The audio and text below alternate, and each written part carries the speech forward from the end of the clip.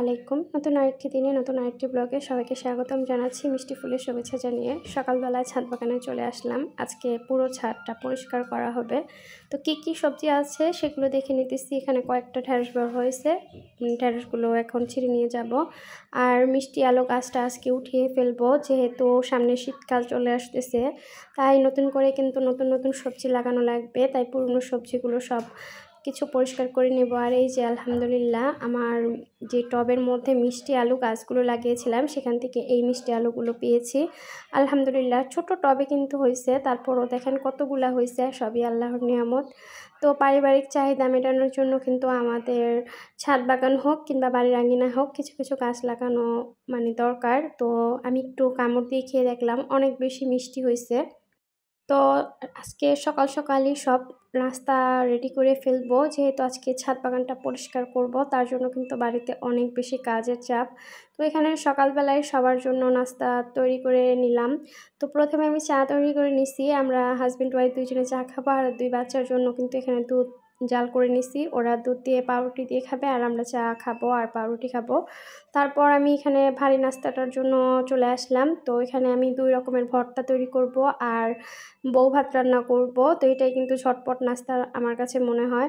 তো এখানে আমি মরিচগুলো একটু ভেজে নিতেছি ভর্তা তৈরি করার জন্য, কেননা আমার কাছে কাঁচা মরিচের থেকে শুকনা মরিচের ভর্তাটা একটু বেশি ভালো লাগে।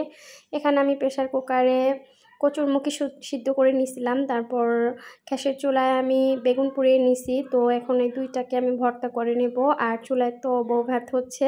তো বউ ভাত হয়ে গেলে তারপর আমি ভর্তা দিয়ে আমরা সবাই নাস্তা খেয়ে নেব, আর বাচ্চাদের জন্য ডিম ভাজি করে দেব।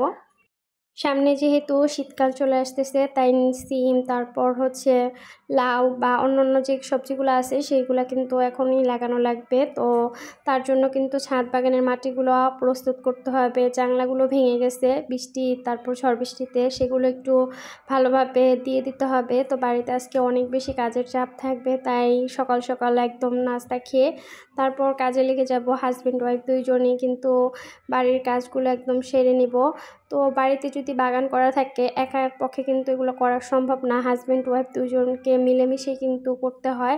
তো যেদিন আমার হাজব্যান্ডের কাজ না থাকে ওই দিনই কিন্তু আমি বাড়ির কাজে হাত দিই। তো এখানে আমার নাস্তার আইটেমগুলো কিন্তু একদমই বানানো শেষ। এই যে এখানে বউ ভাত রেডি। তো সবাই মিলে নাস্তা খেয়ে তারপর কিন্তু কাজে নেমে পড়ব। তো ছাদটা যখন পুরোপুরিভাবে রেডি হয়ে যাবে আপনাদের সাথে অবশ্যই শেয়ার করব যে আমি কী গাছ লাগালাম আর ছাদ বাগানটা কিভাবে পরিষ্কার করলাম। তো সেগুলো আমি অবশ্যই একটা ভিডিওতে শেয়ার করব। তো আজকের ভিডিওটা এই পর্যন্ত। সবাই ভালো থাকবেন, সুস্থ থাকবেন। ভিডিওটা যদি ভালো লেগে যায় প্লিজ একটা লাইক করে আমার চ্যানেলটি সাবস্ক্রাইব করে দিবেন।